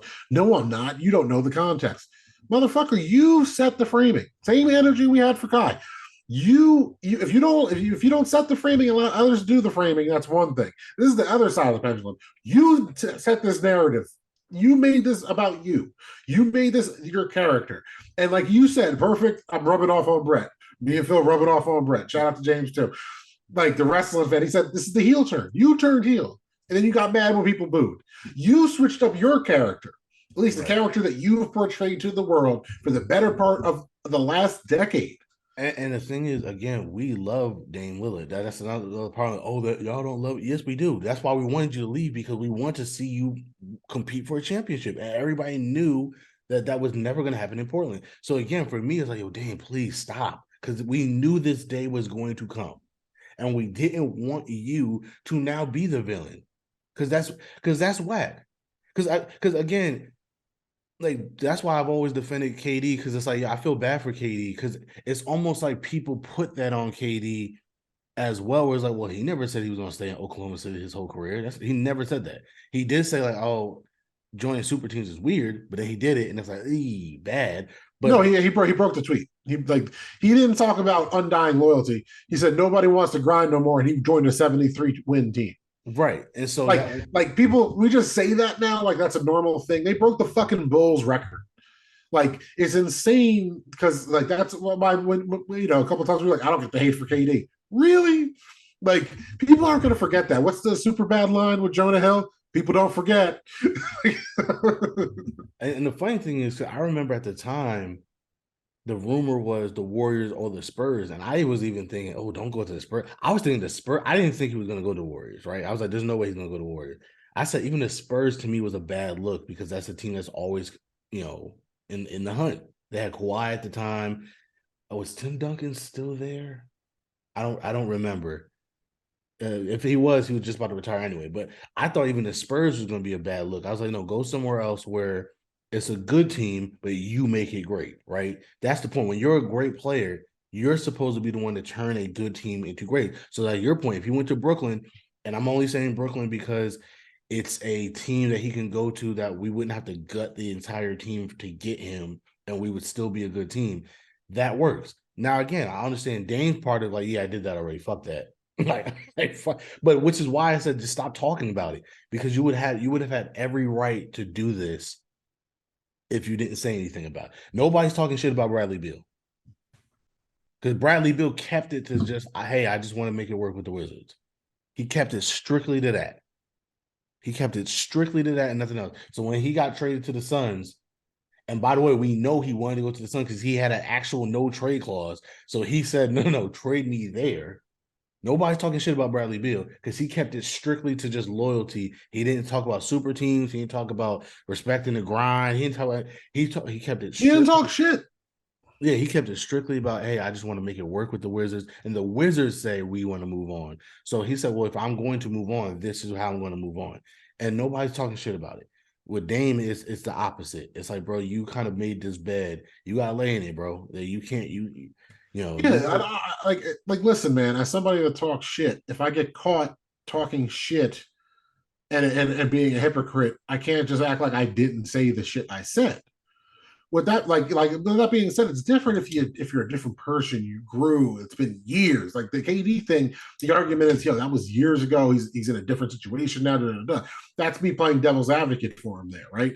With this, again, Brett wanted to talk about Dame 6 months ago. Yeah, like he said something in January, and I was like, "Yo, please stop talking about this." Like, so Yeah. So again, we are coming at this from fans. We don't want to make it seem like this is a bigger deal than it's not, but it would be like insane to not talk about the perception switch just since the last pod. Because it's weird because he's finally getting the championship treatment he's so desperately craved, because he's getting all the hate that got kind of evaporated once Jokic won. Once Joker won, all those same people are like, "Oh, and that's a good point too. You were talking so much shit about those other players. Now you know what pressure they were under. You had no pressure to win in Portland. It's easy to love you because all you had to do was put up superstar numbers, do what you did, get them to the playoffs, and we were gonna love you. Now it didn't matter if you were like 22 and 33, of course of the games you played. That didn't matter. You're losing, right? Because like for all the times you heard in the last couple of pods, Brett bring up the Nets record after the trade and how it was one game under 500. Dame Dollar this year, I had stat news up before. He had 20 something wins and 30 something losses in 50 plus games with the Blazers this season. Yeah, so like all the same thing. Like we got to be extra critical because we were talking shit about Mikhail being a number one with his stats. Look at how they looked after the trade, and it being a short sample size. When at the end of the day, it's pretty close to the sample size we had in general for Dame Dollar last year. So it's kind of like, bro, where you're at in your career, we wouldn't be, getting on you for wanting to go to one, Miami, two, a contender, and they're one and the same. So we're not hating on that. And that's my point. I'm not even mad at him for what for. But if you want to be a champion, you ain't been getting treated like a champion. And now you are. And that's the thing. You were talking all that shit to everybody else. Now you feel the pressure that KD was under pressure when he went to Golden State. Go be an MVP now. Yeah, like you have no excuse to not be an MVP with the level he was holding himself at. Again, if I did this with KD, if I did this with Kyrie, I'm doing this with Dame. You held yourself up here. Mind you, we agree. We're not even arguing. But you put yourself up here. And the idea that you want to be like, no. Well, I'm the good soldier, blah, blah, blah, blah, blah. I just want to go be the third guy or the first guy. Because if you're going to be the best guy on the Heat, this is just the beginning. Like, you know what I mean? Like, this ain't even pressure yet. You just got to shut up and wait for the trade to go through. Because God forbid, if you're behind the scenes bitching about, oh, don't gut the Heat because then I don't want to go there level. Oof. Well, see, but that's the thing too. And again, and I'm gonna go there because that's the great segue to the last slide is. Oh, let's see it. I have a screen up, so that's why my lighting got better. Just so I actually have not been able to look at the Dame slides. So I'm just hoping I'm not just rambling about some shit that's not on the screen. Oh yeah, no, because I get his point too of, well, the only reason why I want to go to the Heat is because I know that they're not gonna be able to gut the team to get me. Whereas people say, oh, but what if he goes to the Celtics? What if he goes to the Sixers? I was like, well, hold on. If I go to the Celtics, but it's for Jaylen Brown, why would I want to go to the Celtics? Hold on. Just to play devil's advocate there, and I'm being serious. Me as the fan I am, if my team could have Dame and Jason Tatum over Dame and Jimmy Butler, I'm going Dame and Jason Tatum. No, I get you, but but the point is, people saying the Sixers, people saying the Celtics. The problem with the Sixers is James Harden's going to get traded anyway. So that means Tyrese Maxey is going to be part of that trade. So if I'm there and I don't have Tyrese Maxey or James Harden, it's just me and Embiid, I don't want to be there. Not to mention Tobias Harris might have to go to make the money work. If I go to, I get the Sixers. If I go to Boston, I want to play with Jaylen Brown and Jason Tatum. I want to play and replace one of those guys. I mean, this is a whole separate pod, so I'm not trying to open up this can of words right now for us. but like it's a whole pod to talk about what the problem is between Tatum and Brown. Because the body language for what's supposed to be the core is completely off, and that usually don't happen with the Celtics. Is all I'm No, saying. I mean true, but the point of the matter is, if I'm going to a team again, if I'm Dame, my thing is, if I'm going to leave Portland, you best believe I'm going to a place where I think I can win a championship. But that also means that there really is only a limited amount of teams I could go to, because I don't want to go to a team if they're going to have to give up one of their best players to even get me, because that defeats the purpose of going there. So I get I get Dane's reasoning for it, which is why I said, Dane, please stop talking about this, because you're going to be in a position where this is going to happen, and now you look like the villain when you could have been the hero your whole career. Because had he just left, had he not said anything, had he just stayed about loyalty, and the Blazers came to like, hey, we're trying to rebuild, and he just went to the Heat and won a championship, he would have been one of the very few superstars that got to coast as being the hero his whole career. Now he looks like the villain. So now let's talk about the Portland side of this. Portland, the problem, like we said, the problem with sending Dame to Miami is that Miami doesn't have much to give them.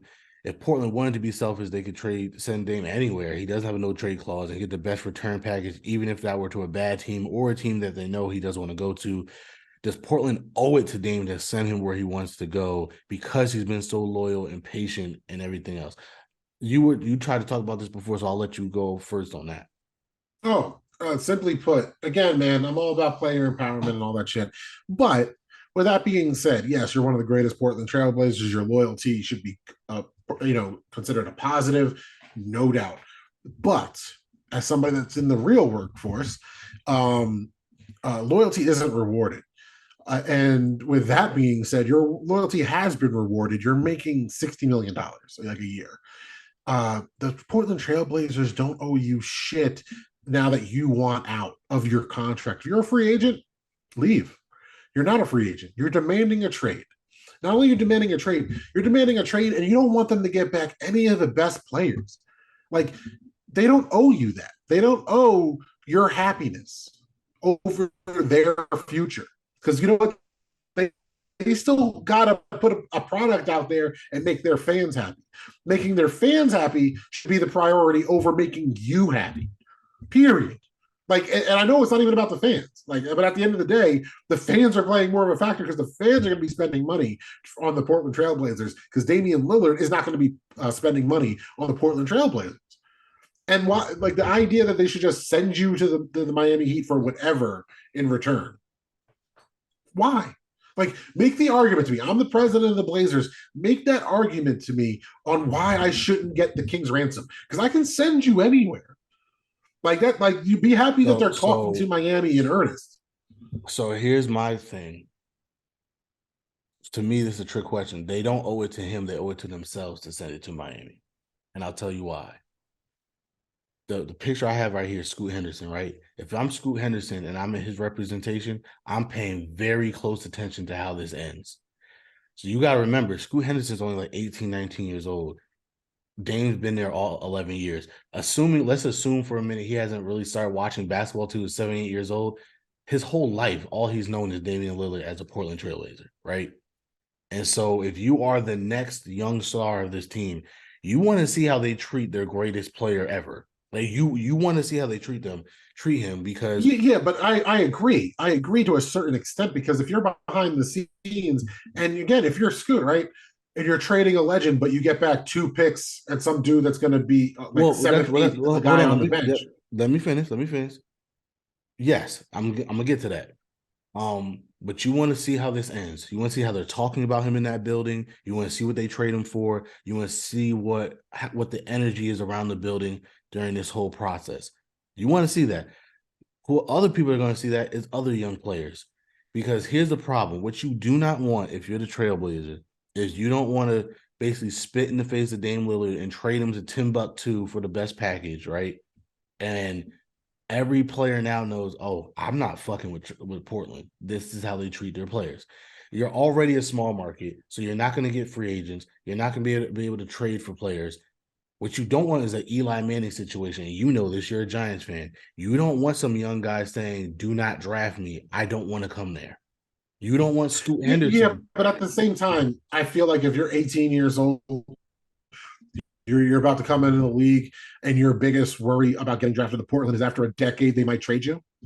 No. The worry is, well, damn, if they could treat him like that, how are they going to treat me? But That's that's the also worry. that's the weird part about Damian Lillard's career, because like yeah, he has a bunch of Trailblazer records, yeah, but it's not like when you look up in the rafters, you're seeing anything but personal achievements. No, I get that, but the point of the matter is, again, I use Eli Manning for a reason. You know, there's some organizations that players just know are not good organizations, and No, so I totally agree. I get what you mean. I agree to a certain extent that yeah, now, well, let me say this too, because we keep bringing up. Yes, I agree. You don't just trade him for nothing because you do owe it to yourself to come with get a good product. What I'm saying is, if you're Portland, if that's where he wants to go, you figure out whatever you need to do to get him there. I don't care if it's a 2, 3, 4, 5, 6, 7, 8, a 30 team trade where we're all just swapping shit. You do whatever you got to do to get him to Miami, obviously, so that you can get back something that you're comfortable with. I get it, because you have to run a business too, where you can't just bring back nothing just to say, hey, we did right by Damian Lillard, because that can set you back years. I get that. But you also don't want to do the opposite either, where it's like, well, screw you. We're doing what's best for us. Because again, that can come back to bite you. oh yeah, Especially but if the Heat keep lowballing, like tough shit, I just fall closer to that than no matter what, send them to no, Miami. I get it. I guess my point is, again, it's easier to get stuff like this done in the NBA than the NFL, because the NFL is always one-to-one trades, right? And the NBA, again, I don't care how many teams you got to get on that call. It's like, yo, man, we got to get this guy to Miami. We got to figure something out. There's got to be some team. Bro, I hope it ends with us facilitating Ben Simmons getting off the team. Yeah, I mean, Literally, I hope we're the third team, and the little hook of us being involved is, yeah, we'll take on whatever bad contract, but we and, get rid of Ben. and speaking of the Nets, like that's another thing I talk about too, right? Like where me and you differ about the way the 7-Eleven era ended. There's not, I don't think there's gonna be too many players that want to go to Brooklyn, because again, there's the fan side of it and the so again, there's two sides to every story, right? And like I told a lot of people, and I even told Kai this, if I'm a GM and I don't know Kai from a can of paint, right? I might be weary, because all I know is you were winning championships in Cleveland. You weren't happy. You had your own team in Boston. You weren't happy. You were home. You weren't happy. I don't know what I could do to make you happy. And you can tell me your side of the story. I'm going to listen to my peers, which are the GM and the front office of Brooklyn. But it's the same thing the other way for the players. As you know, Kai and KD are very popular amongst their peers. If they ask them what happened in Brooklyn, and they tell their side of the story, if I'm a player, that's going to make me say, oh, I don't want to go to Brooklyn. And so, and I also think it needs to be said, especially as these are the first players who ever choose Brooklyn. These are the first players to ever say, hey, I'm a free agent. I choose to go to Brooklyn. Yeah, I'm a, but that's your point. What KD and Kyrie are saying are two different things at the same time. So again, like these are all players. I mean, KD wanted to trade twice, so obviously he had, and he also wanted Sean Marks fired. So obviously, it's not, there was stuff going on Yeah, behind the scenes as I well. just feel like all these situations for all the five players that could be influenced from it, money talks, bullshit walks. So, you know what I mean? I'm really not worried about that. I'm truly not. I mean, for an organization that's never had a player say, I want to go there before, No, I get that, that's a big deal. but to the same point of what you just made about the GMs and the fans, I know for a fact every player isn't on their side either. No, that's true. Well, first of all, I'm talking about the superstar players. You need superstars to win. No, So yeah, but I'm being serious. Like, obviously, we're gonna get role players to sign with us because people oh need no, help. but that's what I'm talking about. So what do I care? Like, so in 3 years, there's going to be some 22-year-old that's not going to sign because of what happened with those two. I don't buy it. I get what you mean. I get what you mean in theory. I just don't buy Again, players talk, man, and that's it. Let players talk, bro. Like people talk. That's the whole thing. Different no, players I get talk. that, but the point of the bigger, what I'm saying is, as an organization, that's why player empowerment has been such a big movement, is because you have to at least show that you are going to do right by your players, because it's not just about your team now, it's about your ability to attract people in the future. And I'm not worried about that because there's only one Lakers, there's only one Heat, and everybody ain't gonna demand trades there. So, like after a certain point, we could start like I feel like Brooklyn will be fine. We are still handled that better than the Bulls handled their stars leaving. You know No, what I I mean, mean? Like yeah, and again, and the Bulls have that's the point I'm making. And the Bulls, I know that's why I said them, but at the same time, like like we like there's a level to at what point do players look at other players like when do you take responsibility, because it's not like we're worried about that as Brooklyn, sure, but the Celtics have done just fine having an existence of free agents not going there. no, of course. I mean, every team, you got to draft well, trade well, whatever. Yeah, Um, man. but I'm the really like, the well, idea. also to be fair, and again, this is another reason I have an issue with Sean Marks. Let's be real, the Celtics are only good because of that trade. Like they would not be good right now if it wasn't for the trade. They're still living Oh off yeah, of the because Sean trade. Marks made that trade. No. What I'm saying is we don't want to get sidetracked. Well, that's for another pod. But the point of the matter is, Look at what Sean Marks built under the wreckage of Billy King. Yeah, I know it's amazing. no. Again, that's not. I'm talking about the James Harden trade. Like to your point, we can't tank now because we don't have picks. I'm like, yeah, that's why you don't get rid of the team that had the best chance of winning with, even if it's a headache. You deal with it. You take some Tylenol. You Shouldn't have deal with listened that. to those superstar players. You I deal, know. deal. Yeah, you shouldn't have done that either. I'm cool with that too. But again, I'm not trying to get into a Brooklyn Nets rant because we will be here all day. The point I'm making is, if you're Portland, to me, especially because of the state they're in now. They had to your point, they were horrible this year. They had the third pick in the draft with Damian Lillard. How bad are they going to be once he's gone? And so my point is, you don't want to be in a situation where in the next couple of years, again, the age thing, right? These kids that are coming into the league now, that all they've known is Damian Lillard on the Blazers. Like that's insane to think about, but that is all they've known basically for their entire conscious life is Damian Lillard on the Blazers. You don't want a situation where you Yeah, potentially. but there's.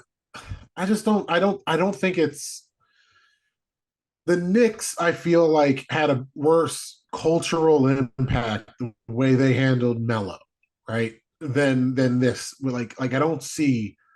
Again, you're not wrong with like a visual aspect of it and this whole perception of a bad breakup. Sure, but anybody that's paying attention. So if you're in the next couple of drafts, obviously, if you're a freshman in high school and you're playing basketball, you're probably super into the sport, and that means you're at least 5 years away. So right, so we're doing for freshmen up to in college now. Oh no, but that's what I'm saying. I'm talking about the next two, Who is 3 years. unaware? I'm No, that's talking. what I'm saying. So who's unaware that's going to be in the league in the next 5 years? All the waves of players over the next 5 years. Who's unaware of the efforts the Blazers have been making to make Dame happen? You know But what I see, mean? that, but see, that's the This thing. isn't day two. But that's what I'm saying though.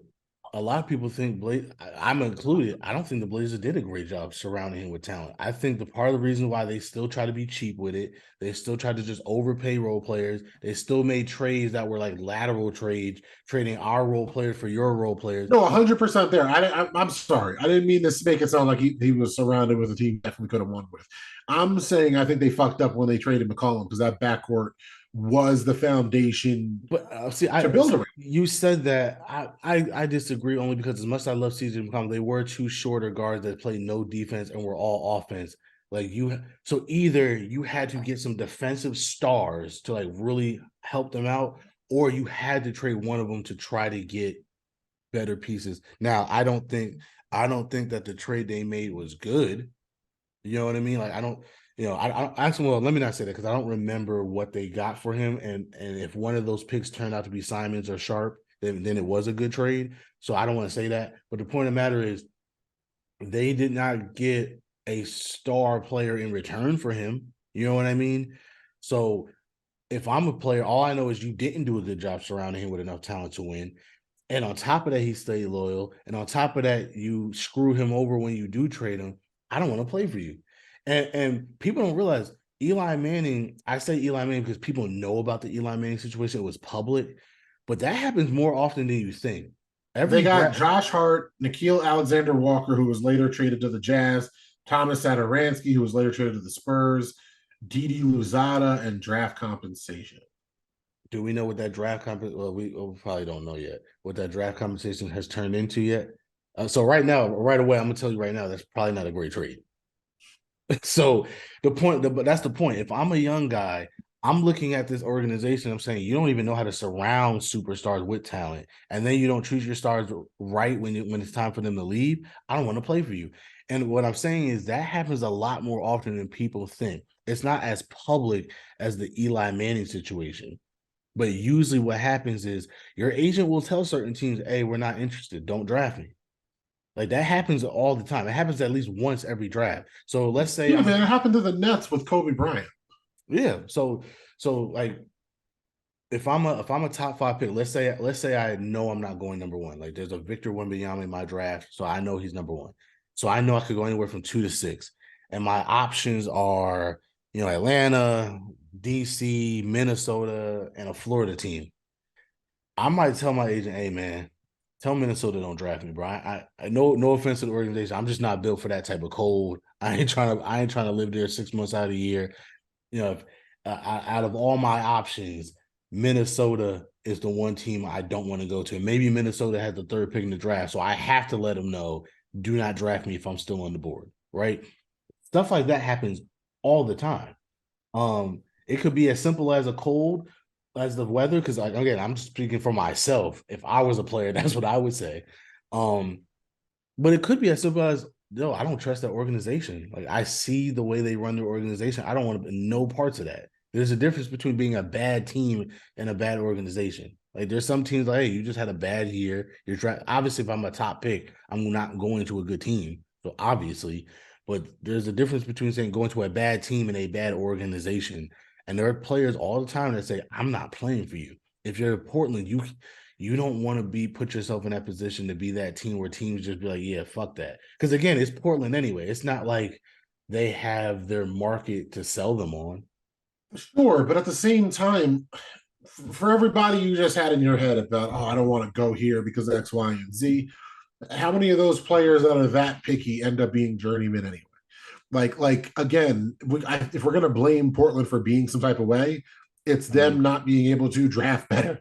You know what I mean? Like, yeah, okay. Again, that might be part of it too. no, Again, I'm just being serious for a second. Like, I don't think the problem is attracting players as much as them just being bad at assembling the team.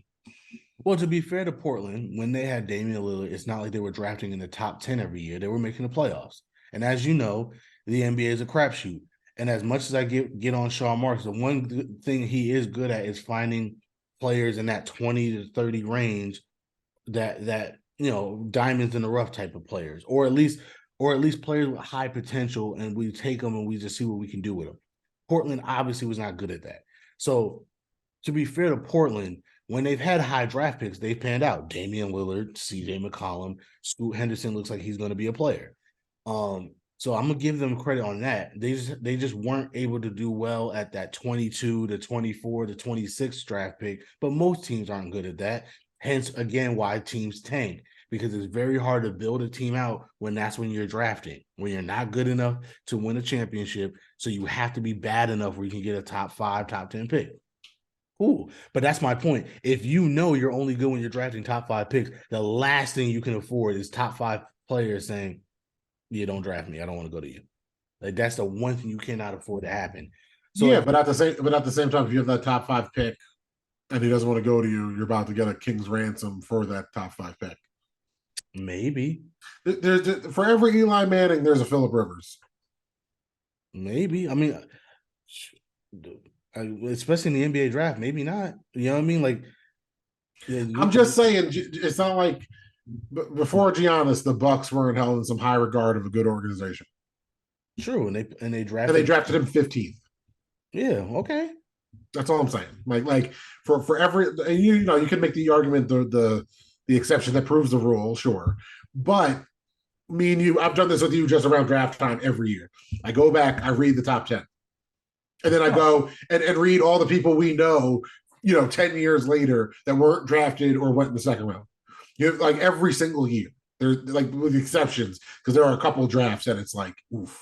You know what I mean? It's like there are the really bad ones, but for the most part, especially the 2010s, for me personally, I mean, there's a string of years that I remember the hype because after the Celtics trade and the Nets started sucking, I was looking at draft boards for the next couple of years.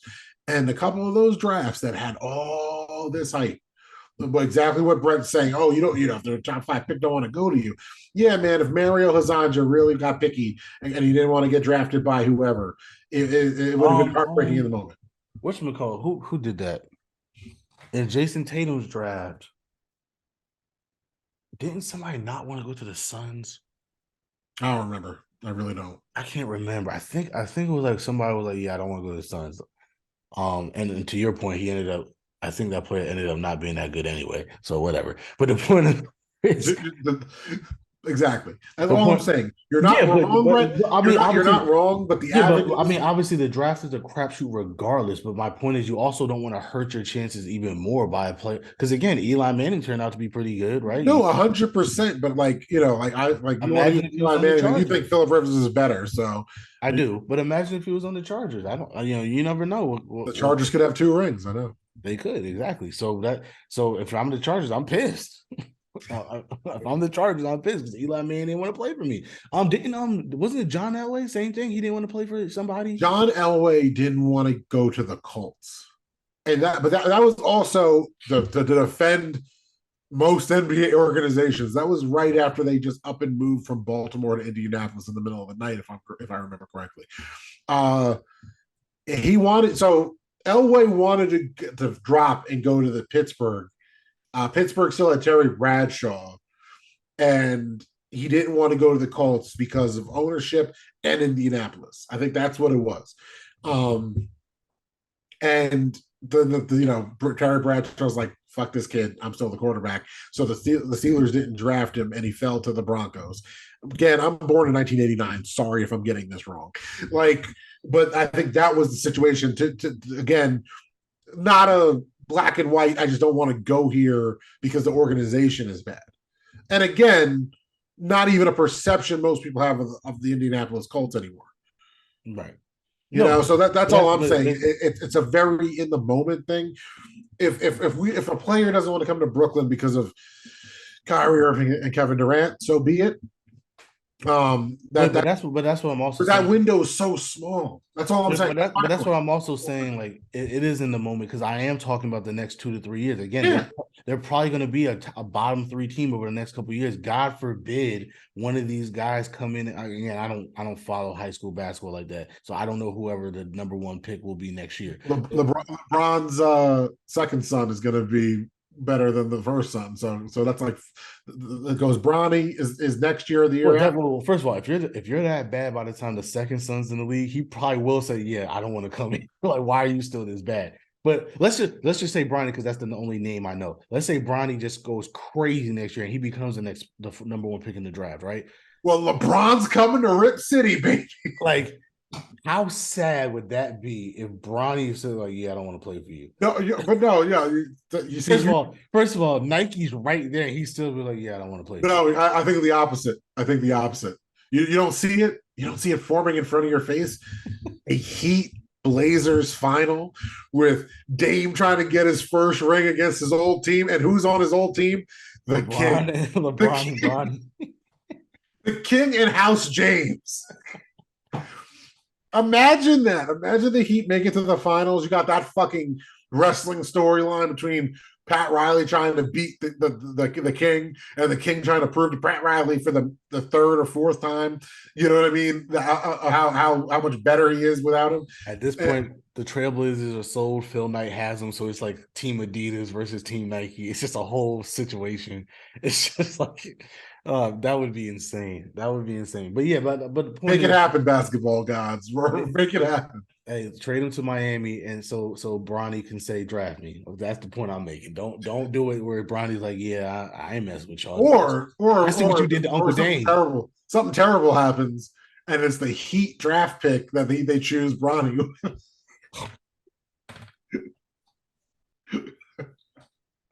This could have been you, and look what you did. You stupid sons of bitches. You could have, imagine that, right? The Heat suck. They draft Bronny, or they don't have to suck because Bronny's not that good. So they could just draft Bronny. But imagine they draft Bronny and you just see Pat Riley like, I always knew the king would come home. And look where it led you, right back to me. Yeah. Oh my God. That would be the meme. They would put Pat Riley's old ass face on Thanos. It's like, look where it brought you. Right back to me. Where can they find you, man? Not the Chuck D on all the socials, even Threads. Yeah, that's right. We are on Threads. I am never for Brett me on all the socials as well. NEVA underscore the number 4 BRETT underscore ME on all of the socials. We are the underscore dope blog on Instagram, the dope blog all in one word on Twitter. Do we have a dope blog thread yet? I don't know. You didn't make it, so no. Oh, I didn't know I was supposed to make it. Okay. I told you make it. I ever since I got the new phone, I haven't signed in. Oh, true. Okay, we'll have a thread soon. Don't worry about it. By the time this comes up, we'll probably be the dope blog. I can't even say because I don't know what it would be. Oh no, you better hurry up and get the dope blog. Oh, no. Whatever it is on Twitter. So it'll be the underscore dope blog on Threads as well, right? Because you'll just do it through Instagram. Cool. So that's where we are. Join us next time as we continue to BS at work. No, that's propaganda, and we discuss other people's excellence. Yeah, I was gonna say that. I was gonna say that as well. Smell, la, la, la, la, la, la. Oh yeah, go back to your WWE raps. Do that. The time is up. My time is now. You can't see me. My time is now. It's a franchise, but I'm shining now. You can't see me. My time is now.